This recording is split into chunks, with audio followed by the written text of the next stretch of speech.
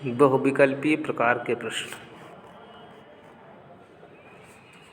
नई कविता की आधारभूत विशेषता है। क वह किसी भी मार्गदर्शन के साथ बंधी हुई नहीं है। नई कविता की आधारभूत विशेषता कि वह किसी भी दर्शन के साथ बंधी हुई नहीं है। प्रश्न नंबर 53, निम्नलिखित में से छायावादी युगीन कवि है। निम्नलिखित में से छायावाद युगीन कवि है। जयशंकर प्रसाद। निम्नलिखित में से छायावाद युगीन कवि है जयशंकर प्रसाद।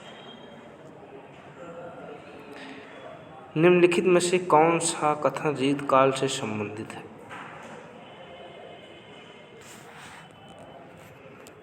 निम्नलिखित में से कौन सा कथन रीतकाल से संबंधित है। ग इस काल में मूलतः श्रृंगार और लक्षण ग्रंथों की रचना की गई। इस काल में मूलतः श्रृंगार और लक्षण ग्रंथों की रचना की गई है।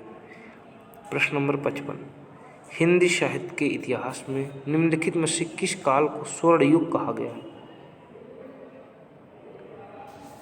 ग भक्ति काल को। प्रगतिशील लेखक संघ की स्थापना कब हुई। सन 1936 ईस्वी में प्रगतिशील लेखक संघ की स्थापना हुई। घ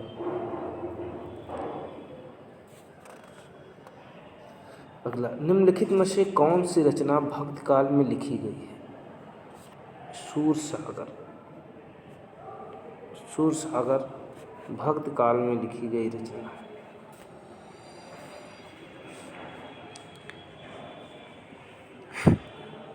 साहित्य लहरी के रचयिता। साहित्य लहरी के रचयिता हैं सूरदास। जगन्नाथ दास रत्नाकर द्वारा रचित है उद्धव शतक। रामचंद्रिका के रचयिता है केशवदास। निम्नलिखित में से कौन छायावादी कवि है। सूर्यकांत त्रिपाठी निराला जी हैं, छायावादी कवि हैं। निम्नलिखित में से कौन आदिकाल के कवि नहीं है। सुमित्रानंदन पंत आदिकाल के कवि नहीं है।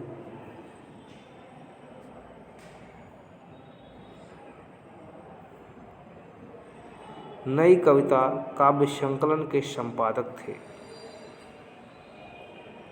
नई कविता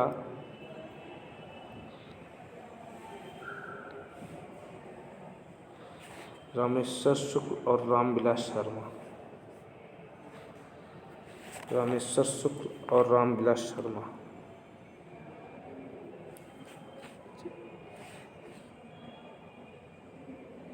यह ऑप्शन नहीं, गलत है। क ख ग यह डॉक्टर जगदीश कुमार गुप्त और राम स्वरूप चतुर्वेदी। पुनः देखिए 63 नंबर, नई कविता काव्य संकलन के संपादक हैं डॉक्टर जगदीश चंद्र गुप्त और राम स्वरूप चतुर्वेदी। पुनः देखिए डॉक्टर जगदीश चंद्र गुप्त और राम स्वरूप चतुर्वेदी जी हैं। ख ऑप्शन सही है।